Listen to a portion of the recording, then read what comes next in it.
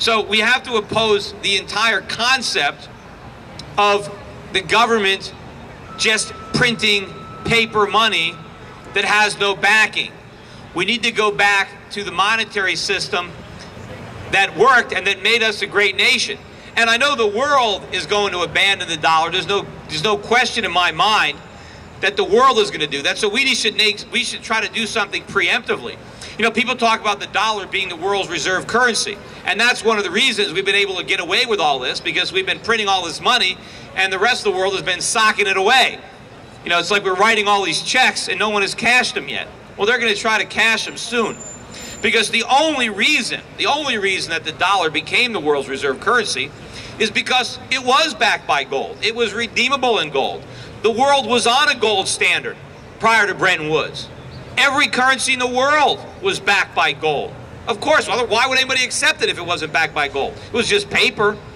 But what we told the world was, hey, America, we've got all the gold. America had all the gold. And how did we get all the gold? We exported products to everybody, and they paid us in gold because that's what they had. So because we produced so much, because we saved so much, we became so rich that we had all the gold. And we told the world, why don't you go to a dollar standard? That way you can hold dollars as reserve, because the dollar's backed by gold. And whenever you want your gold, we'll give it to you. And so we got the world to trust us, and then as soon as they trusted us, we screwed them. Right? We went off, we closed the gold window, because the minute we got the world to take our paper, then we had the Lyndon Johnson, we had the Great Society, we had the War on Poverty, we went to the moon. We did all kinds of guns and butter programs because we didn't have to pay for them, because we got the French, and we got the Germans, we got the Japanese to take our paper.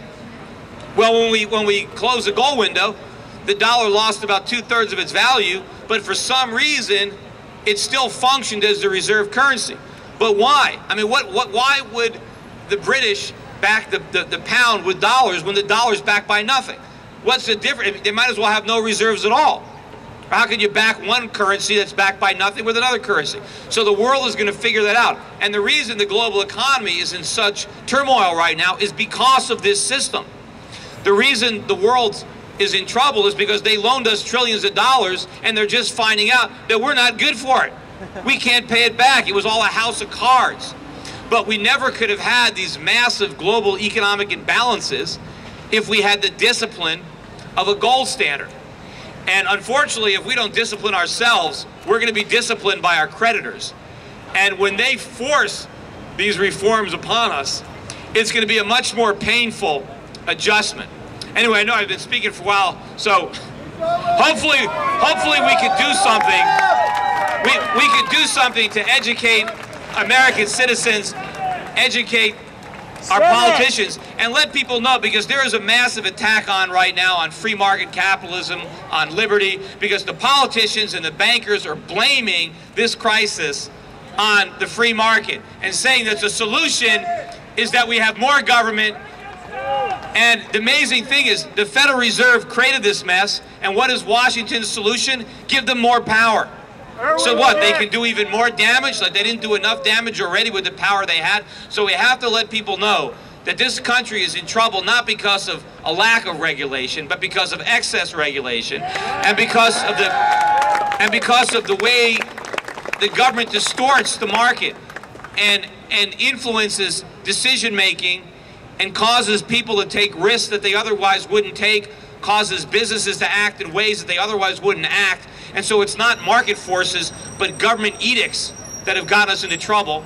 And what we're doing now is we're moving away, not only are we screwing up the economy, but we're moving away from a free market capitalist economy where individual entrepreneurs are allocating capital based on a profit motive, and now we have politicians allocating it based on a political motive, and that is a very dangerous combination. And given what the government is already doing, my fear is that this doesn't just become an economic crisis, but it becomes a political crisis, and we lose a lot more than our wealth. We lose our freedoms, and we lose our souls. Thank you.